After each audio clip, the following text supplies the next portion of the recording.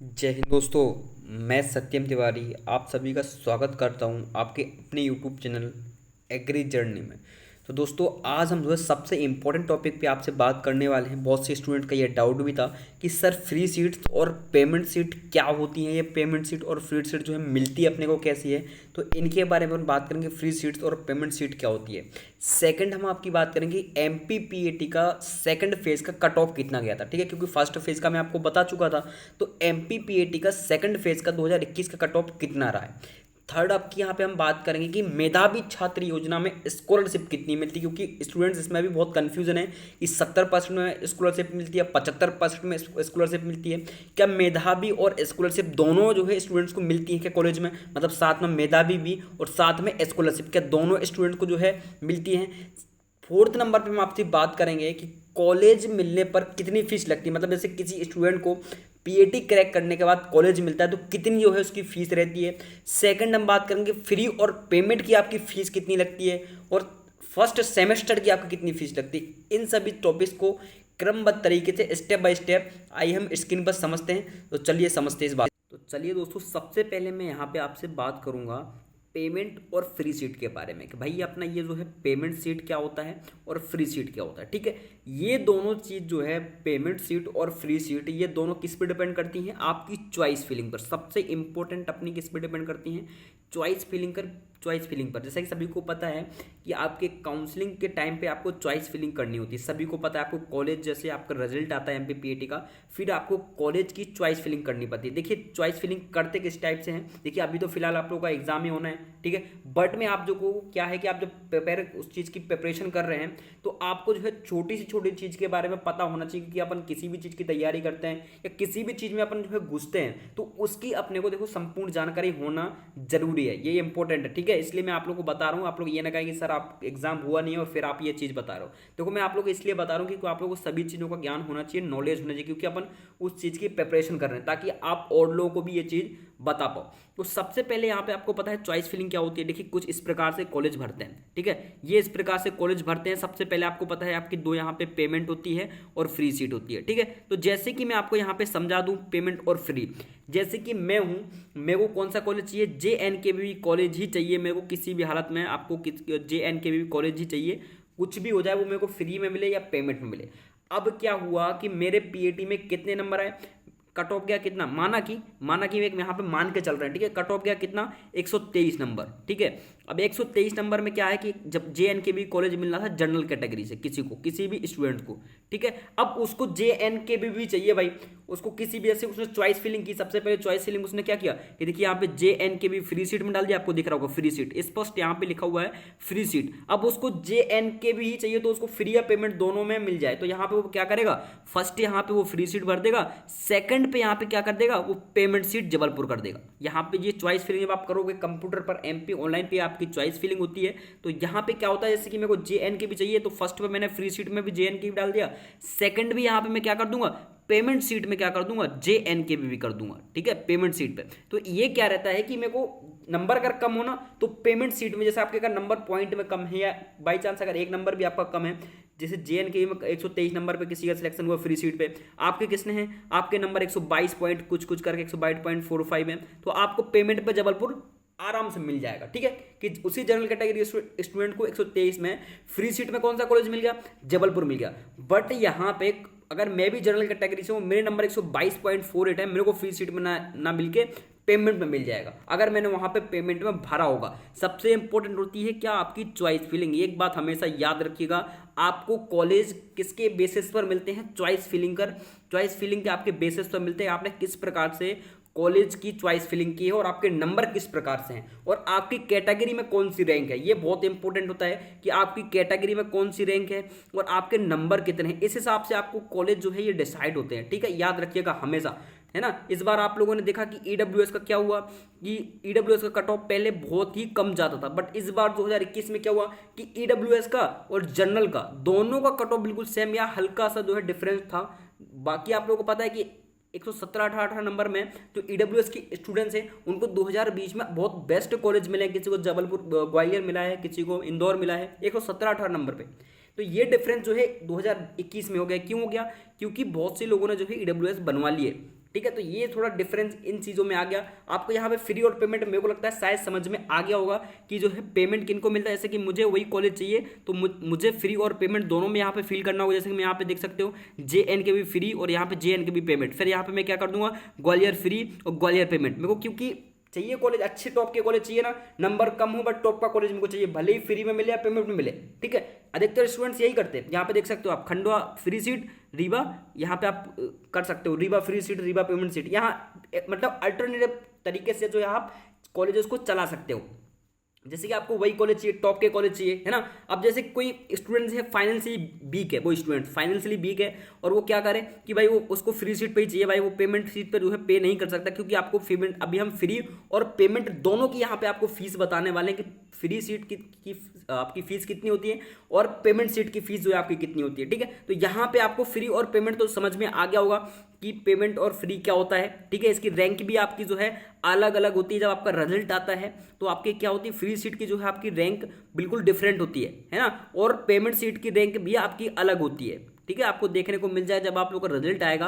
अभी तो आप लोग एग्जाम की प्रिपरेशन करें बहुत अच्छे तरीके से, बट मैंने आपको एक्स्ट्रा में ये जानकारी दे दी है कि आपकी फ्री सीट की रैंक अलग होती है और पेमेंट सीट की दोनों की रैंक अलग अलग होती है। फिर ये रैंक के हिसाब से आपका डिसाइड होता है। इसकी फिर आपकी फ्री सीट की देखिए, फ्री सीट की आपकी क्या होती है, फ्री सीट की ही आपकी कैटेगरी रैंक अलग होगी और पेमेंट सीट की भी आपकी कैटेगरी रैंक अलग होगी, ठीक है। बहुत सारी आपकी रैंकेज अलग अलग होती है, सभी को पता है, ठीक है। तो ये आपका यहाँ पे फ्री और पेमेंट का मेरे को लग रहा है शायद आप लोगों को समझ में आ गया हो। फ्री और पेमेंट किस पे डिपेंड करता है, आपके नंबर पर डिपेंड करता है, सबसे इंपॉर्टेंट। इसके बाद आपकी कैटेगरी रैंक पे डिपेंड करता है, याद रखिएगा। फिर थर्ड आपके ये डिपेंड करता है कि आपने कॉलेज की चॉइस फिलिंग किस प्रकार से की है। तो ये 3 फैक्टर जो है बहुत ही इंपॉर्टेंट माने जाते हैं, खासतौर से आपकी कॉलेज मिलने में ये 3 फैक्टर का बहुत महत्वपूर्ण योगदान है, ठीक है। तो ये अब आपको समझ में आ गया होगा। अब अपन बात करते हैं आपकी कॉलेज की फीस के बारे में कि आपकी जो है फीस किस प्रकार से रहती है, सेमेस्टर की, फ्री की, पेमेंट की, ठीक है। तो यहाँ पे आप देख सकते हो ये जो जिसने भी ये चॉइस फिलिंग की है, देख सकते हो आप, उसने शुरुआत में क्या किया कि सारे यहाँ पे जो है फ्री कॉलेज डाले, क्योंकि वो जिसका भी ये है वो हो सकता है भाई फाइनेंशियली वीक स्टूडेंट्स हो, नहीं फी पे कर सकता वो इतनी, तो उसने जो है सभी यहाँ पे आप देख सकते हो फ्री फ्री चला है। सारे कॉलेज यहाँ पे आप देख सकते हो, पूरे कॉलेजेस यहाँ पे रहली, खुरई, छिंदवाड़ा, जबलपुर, इंदौर आप यहाँ पे देख सकते हो पेमेंट पे चला है उसका कॉलेज। यहाँ पे उसने जो है लास्ट में सबसे पेमेंट पे कॉलेज चला है। देखिए यहाँ पे सबसे ऊपर आपने देखा ना, फ्री में आपको दिख रहा था, फ्री में जबलपुर, फ्री में जो है सीट पे इंदौर, ग्वालियर, सारे कॉलेज फ्री में थे। बट यहाँ पे आप देख सकते हो उसने यहाँ पे पेमेंट पे सबसे ऊपर में फ्री। ये आपकी चॉइस फिलिंग पे, माइंड सेट पे डिपेंड करता है आप किस प्रकार से चॉइस फिलिंग करते हो। तो आप यहाँ पे देख सकते हो पेमेंट उसने यहाँ पे ग्वालियर वगैरह, सीहोर, खंडवा, रीवा, टीकमगढ़, बारासिनी, ये सब पेमेंट पे डाले हुए, ठीक है। तो ये आप यहाँ पे देख सकते हो भाई, है ना। तो ये आपका रैंक पे डिपेंड करती है सभी चीजें। अब आपकी देख सकते हो सबसे इंपॉर्टेंट फीस आप यहाँ पे देख सकते हो कि जैसे ही आपको कॉलेज अलॉट होने के बाद क्या होता है, सबसे इंपॉर्टेंट ये चीज मैं आपको बता रहा हूं। जैसे ही आपको कॉलेज अलॉट होंगे, ठीक है, तो उसके बाद आपको क्या करना रहता है, मैं आपको एक्स्ट्रा बता रहा हूँ ये सभी चीजें, ठीक है। तो वहां पे आपको सीट बुक करनी रहती है। सीट बुक करने के लिए क्या करना रहता है, जैसे कि आपका जैसे ही कॉलेज आपको अलॉट होंगे तो वहां पे लिख के आ जाएगा कि आप लोगों को ये फ्री सीट पे ये कॉलेज मिला है। जैसे फ्री सीट पे आपको कौन सा, रीवा कॉलेज मिला है। अगर किसी को पेमेंट पे रीवा मिला हुआ तो उसके नीचे लिखा हुआ आ जाएगा पेमेंट पे आपको जो है रीवा कॉलेज मिला है। तो ये क्या करना होता है भाई, जैसे कि किसी स्टूडेंट को कॉलेज मिलता है, जस्ट उसके बाद क्या करना होता है, उसके बाद आपको 5,000 रुपए जो है MP ऑनलाइन की, क्रिप्स ऑनलाइन की एक वेबसाइट होती है, क्रिप्स ऑनलाइन। जब आप लोग अभी प्रिपेयर आपकी एडमिट कार्ड वगैरह आ जाएंगे, काउंसलिंग चलेगी, तब आपको सब जानकारी मैं दूंगा इस वीडियो के माध्यम से। तो क्रिप्स ऑनलाइन की एक वेबसाइट होती है, उस पर जो है आपको फ्री या पेमेंट पे आपको क्या करना रहता है, आपकी फ्री हो या पेमेंट हो, आपको वहां पे 5,000 रुपए जमा कराने होते हैं, वो भी तुरंत मतलब 2 से 3 दिन के अंदर आपको वहां पे 5,000 रुपए जमा कराने पड़ते हैं। स्लॉट निकलवानी पड़ती है, उस स्लॉट को जो है कॉलेज लेके जाना पड़ता है। वो काउंसलिंग में बहुत महत्वपूर्ण और भूमिका निभाती है आपकी स्लॉट कॉलेज के टाइम पर, ठीक है। तो ये आपको यहाँ पे समझ में आ गया होगा कि अपने को कॉलेज अलॉट होते हैं तो क्या करना रहता है। वो सबसे इंपॉर्टेंट काम क्या करना रहता है कि 5,000 रुपए जमा कराने होते हैं। और एक बात मैं यहाँ पे आपको बता दूं कि ये जो 5,000 रुपए आप जमा कराते हो, ये आपके फीस में बिल्कुल भी नहीं काउंट होते हैं। ये अलग से आपको जमा कराने होते हैं, ये आपकी फीस में काउंट नहीं होते हैं। इसकी फीस आपकी बिल्कुल ही अलग होती है, ठीक है। ये आपको अलग से ही जमा कराने पड़ते हैं। अब आपकी हम बात करते हैं फीस की। ठीक है। तो आप यहाँ पे देख सकते हो जो फ्री सीट जिनको मिलती है, जिन भी स्टूडेंट को बीएससी एग्रीकल्चर, बीएससी हॉर्टिकल्चर या बीएससी फॉरेस्ट्री, है ना, जिन भी स्टूडेंट को बीएससी एग्रीकल्चर, बीएससी हॉर्टिकल्चर या बीएससी फॉरेस्ट्री जिनको भी फ्री सीट पे अलॉट होता है, उनको टोटल यहाँ पे जो फीस लगती है आपकी एक सेमेस्टर की, सभी को पता है कि कॉलेजेस में आपके एक साल के अंदर 6-6 मंथ के आपके कितने 2 सेमेस्टर होते हैं। ये तो बात सभी को पता ही होगी कि आपकी कॉलेज में एक साल के अंदर 6-6 मंथ के आपके क्या होते हैं 2 सेमेस्टर होते हैं। तो यहाँ पे आपकी एक सेमेस्टर की फीस क्या रहती है 8500 रुपये रहती है, मतलब 8500 रुपये यहाँ पे आपकी एक सेमेस्टर की फीस रहती है। और टोटल अगर हम आपकी बात करें दोनों सेमेस्टर की तो आपकी 16,500 रुपए के आसपास आपकी टोटल दोनों सेमेस्टर की यहाँ पे फीस बनती है। हल्का फुल्का कुछ डिफरेंस आपने को देखने को मिल सकता है, ठीक है, हल्का फुल्का सा ही देखने को मिलता है। बाकी आपकी जो है एक सेमेस्टर की फीस कितनी 8,500 रुपये, वो चाहे बीएससी एग्रीकल्चर हो, वो चाहे बीएससी हॉर्टिकल्चर हो या बीएससी फॉरेस्ट्री हो, वो तीनों के लिए आपका जो है यहाँ पे 8500 रुपये एक सेमेस्टर के लगते हैं।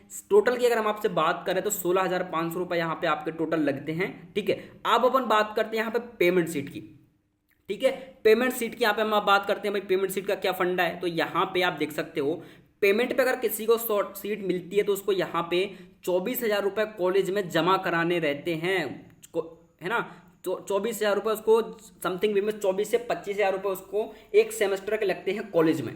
टोटल अगर हम आपकी बात करें एक साल की तो फी सीट पे आपकी 48,000 से 50,000 टोटल आपको एक साल में जमा कराने रहते हैं दोनों सेमेस्टर के। मतलब आपके 6-6 मंथ के 2 सेमेस्टर होते हैं, तो दोनों सेमेस्टर के आपके 48,000 रुपये, 48 से 50,000 रुपये के आसपास आपकी टोटल फीस लगती है, ठीक है। तो आप लोगों को ये फीस का स्ट्रक्चर जो भी डाउट था समझ में आ गया होगा, मेरे को ऐसा लगता है। अगर नहीं समझ में आएगा तो आप कमेंट करके पूछ सकते हो। बाकी आप लोगों को हमारा चैनल का नाम तो पता ही है, एग्री जर्नी अपना जो है टेलीग्राम का चैनल है, आप वहां पर जुड़ सकते हो, ठीक है। और अभी फिलहाल में जो है हम बात करेंगे किसके बारे में, स्कॉलरशिप के बारे में, ठीक है। सबसे इंपॉर्टेंट डाउट स्टूडेंट का यही रहता है कि ओबीसी, एससी और एसटी कैटेगरी के जो स्टूडेंट्स हैं, खासतौर से ईडब्ल्यूएस के जो स्टूडेंट्स हैं, क्या इनको कॉलेजेस में स्कॉलरशिप मिलती है क्या। चलिए उसके बारे में अपन बात करते हैं, ठीक है।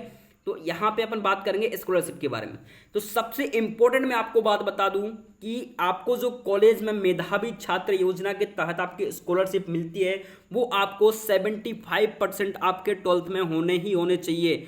12th में कितने होने चाहिए 75% प्लस आपके यहाँ पे होने चाहिए, तभी आपको जो है यहाँ पे मेधावी छात्र योजना में आपको जो है स्कॉलरशिप मिल पाएगी। स्कॉलरशिप का मतलब क्या है कि यहाँ पे मैंने आपको बताया था कि कॉलेज में अगर आपकी कितनी फीस लगती है, मैंने आपको बताया था यहाँ पे कि अगर आपकी कॉलेज में फ्री सीट पे 8500 रुपये लगती है एक 6 मंथ की, तो ये आपके मेधावी छात्र योजना से क्या हो जाएंगे, जो आपकी मेधावी छात्र योजना है इससे आपके क्या हो जाएंगे कि वापस पैसे आ जाएंगे भाई। 8500 रुपये आपके टोटल पूरे जो है फीस आपकी वापस हो जाएगी अगर आप 12th में आपकी 75% प्लस है और आप मेधावी छात्र योजना में आते हैं। इससे किसी भी कोई कैटेगरी का लेना देना ही नहीं है, भले ही आप जनरल कैटेगरी में हो, भले ही आप ईडब्ल्यूएस कैटेगरी में हो, ठीक है, भले ही आप एससी कैटेगरी में हो, भले ही आप एसटी कैटेगरी में हो, आप किसी भी कैटेगरी में हो, अगर आपकी 12th में 75% प्लस है तो सीधी सी बात है कि आपको कॉलेज में स्कॉलरशिप मिलेगी। मतलब आपकी जितनी आप फ्री या पेमेंट, मतलब अगर पेमेंट पे भी कोई 24,000 रुपये भरता है तो सीधी सी बात है कि उसके 24,000 रुपये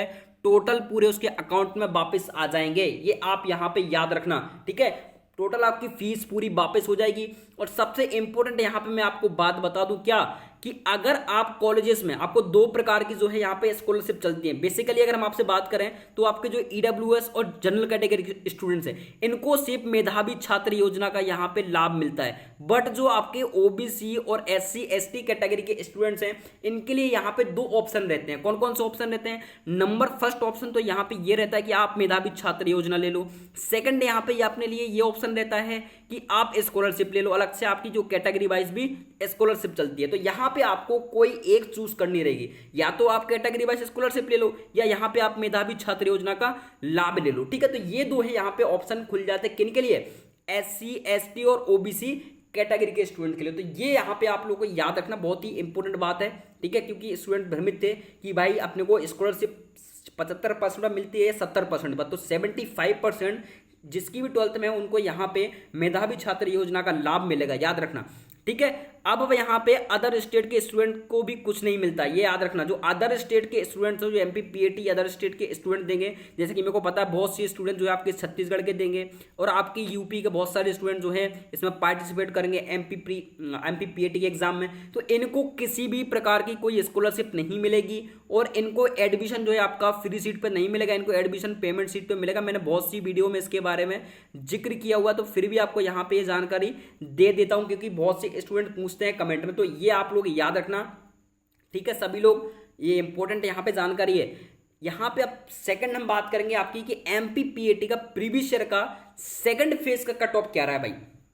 जैसे कि फर्स्ट फेज के कट ऑफ के बारे में अपने ने बात कर ली, मैंने आपको वीडियो में फर्स्ट फेज का कट ऑफ भी दिखाया था। यहाँ पे लेकिन अपन बात करेंगे सेकंड फेज के बारे में कि पीएटी का सेकंड फेज का कट ऑफ कितना रहा है। तो पॉइंट में ही कुछ डिफरेंस हुआ था, आप देख सकते हो यहाँ पे आपको स्पष्ट रूप से दिख रहा होगा कि cut off of BSc PAT second phase, ये लिखा हुआ सेकंड फेज। तो ये ऑफिशियली कट ऑफ है, आप देख सकते हो। जो ईडब्ल्यूएस का आपका यहाँ पे है, तो ईडब्ल्यूएस का 111.44 यहाँ पे कट ऑफ गया था, बिल्कुल पॉइंट में यहाँ पे आपको अंतर देखने को मिलेगा।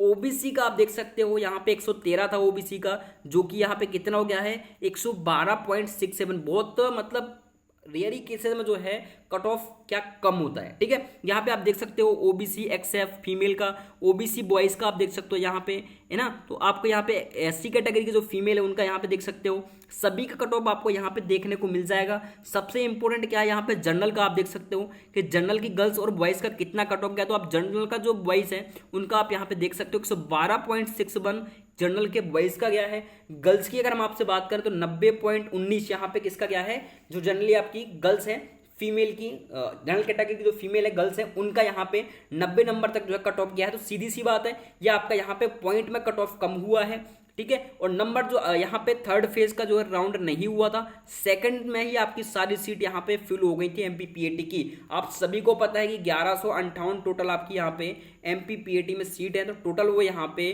सीट फुल हो गई थी भाई, सेकंड राउंड में ही टोटल सीटें फुल हो गई थी। तो ये आपको यहाँ पे मेरे को लगता है कि फ्री पेमेंट, स्कॉलरशिप की जानकारी, कट ऑफ की जानकारी मेरे को लगता है जहां तक है सभी को समझ में आ गई होगी। सभी लोगों से रिक्वेस्ट है कि अपने मित्रों के साथ, अपने दोस्तों के साथ, सभी के साथ शेयर करें भाई ये जानकारी, ठीक है, क्योंकि बहुत इंपॉर्टेंट जानकारी है। अगर आप लोगों को लगता है तो बिल्कुल सभी लोग जो है आप शेयर कर सकते हो अपने मित्रों के साथ, दोस्तों के साथ, है ना। और किसी भी प्रकार की कोई प्रॉब्लम हो तो आप कमेंट करके पूछ सकते हो। एग्री जर्नी आपके लिए हमेशा बिल्कुल तैयार रहेगा, ठीक है। मिलते हैं अपन नेक्स्ट वीडियो के साथ, तब तक के लिए बिल्कुल जी तोड़ पढ़ाई करते रहें। जय हिंद, जय भारत, वंदे मातरम।